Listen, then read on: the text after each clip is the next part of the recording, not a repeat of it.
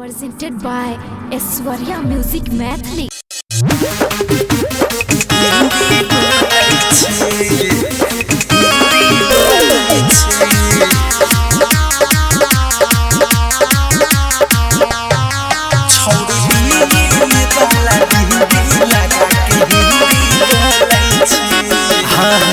गजब के तोड़ा ये समाइल गे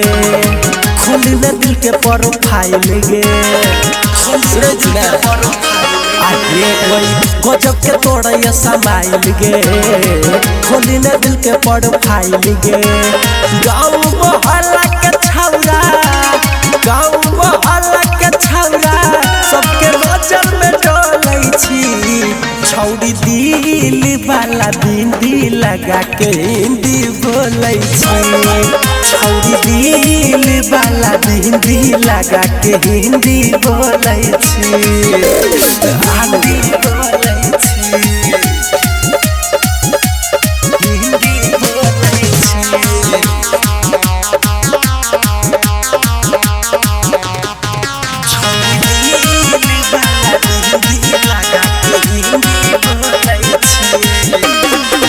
दूधा के छाली जेना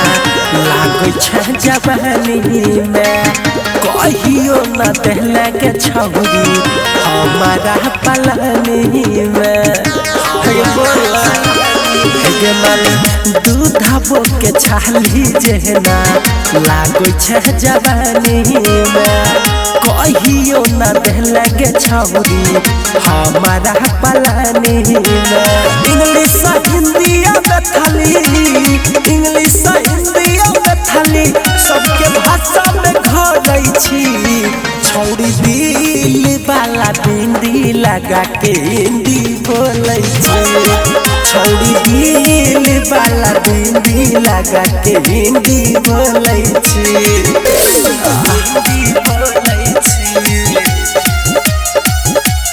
हिंदी बोलै छी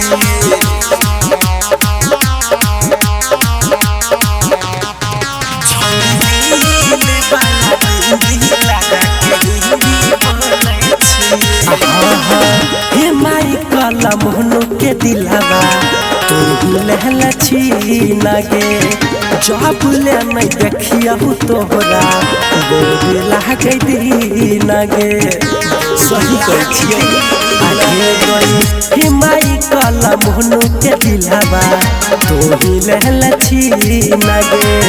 देखियो नहीं तोहरा जब रहनी गोर लागे दी